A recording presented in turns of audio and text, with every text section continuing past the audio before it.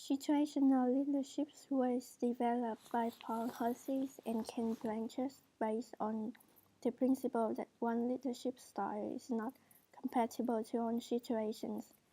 The underlying concept is upon the manager's capability to alter his leadership style to match the changing environment. The Fiedler contingency model focuses on two factors: leadership style and situational favorableness. Fiedler believes leadership styles are fixed and can be measured by the least preferred coworker scale. The path-flow model provides a framework that demonstrates the ability of leaders to flexibly manipulate employees' motivation through clarification, direction, structure, and rewards to achieve success and high group effectiveness.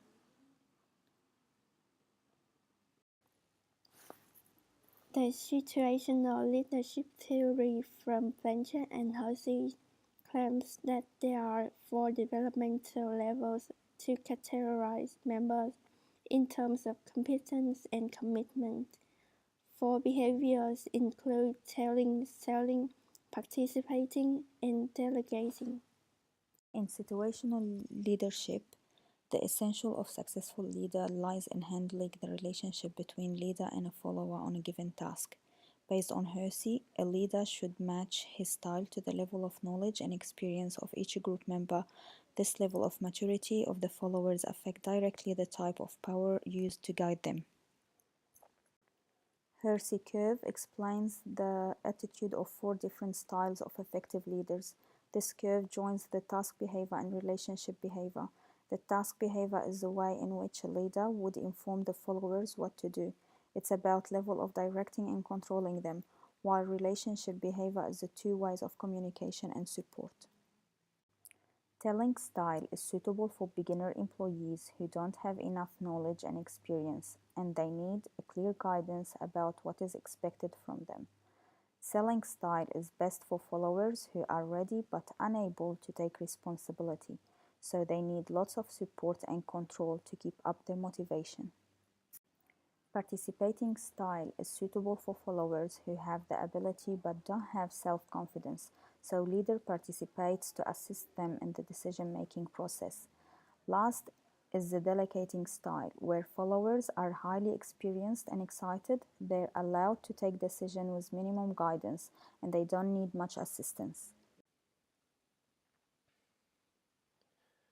Real-life examples of the situational leadership styles are S1. Employees are new to job and need high direction with low support, as they do not have experience. A non-directive leader may cause confusion. This may relate to a young teen who may be in their first job at a supermarket and the supervisor provides. S2 would be an emergency room in a hospital, as it demands a leader to be authoritative. The leader would direct their subordinates to considering their ability and emergency, using their expertise to coach employees.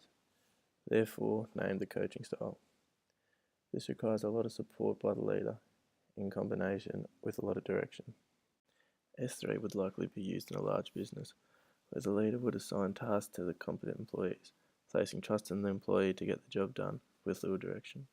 This situational leadership style is participating, which is a combination of low task and high relationship.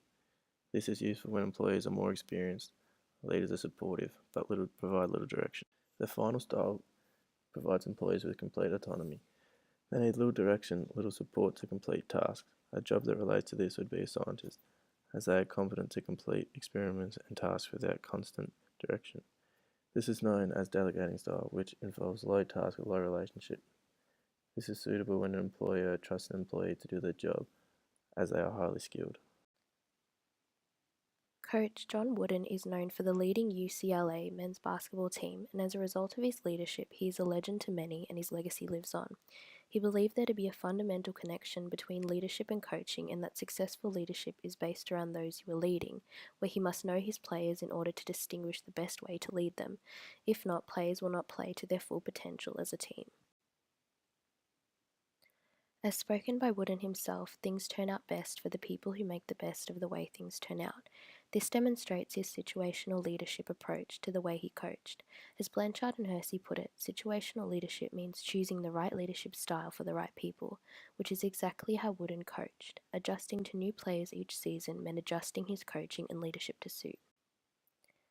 According to Hersey and Blanchard's 4 main leadership styles, Wooden managed to incorporate all 4 of these styles into his coaching methods, while still being respectful of his players' wishes. His adaptive leadership style made him a successful coach and a leader to many. As new and inexperienced employees require a leader for frequent guidance and support, situational leadership is important because it allows them to closely monitor the strengths, weaknesses, and areas of improvement of each individual. Therefore, these managers can provide feedback and constructive criticism to enable employees to reach their full potential. This in turn will increase morale and will encourage workers to have high performance. Continuing on with the idea of performance, this approach of leadership generally improves level of productivity within an organization. This is because it creates a positive corporate culture where managers develop strong relationships with their workers. As a result, there is less risk of employee retention, which benefits the organization as recruitment costs are high and it is a time-consuming process. Furthermore, situational leaders recognize the need for flexibility, so they must be flexible enough to modify their managing style to suit the individual personalities while adhering to organizational objectives. For instance, some employees may excel when working independently, while others may need more one-on-one contact and feedback. A disadvantage of this approach is that it focuses more on the immediate needs rather than long-term needs. Sometimes the purpose of their mission becomes less important when managers are too focused on completing short-term goals. The approach can also be ineffective in task-oriented environments, where managers who like to complete tasks in their own way will find the flexibility of being situational to be a disadvantage. From assessing all components and theories of situational leadership, it is fair to say that this style of leadership is important for many reasons. The shared relationship between leader and follower makes for the perfect leadership style, avoiding conflict. Although there are limitations, it is still an important style to consider, and John Wooden is a real-life example of how this style is successful in many ways.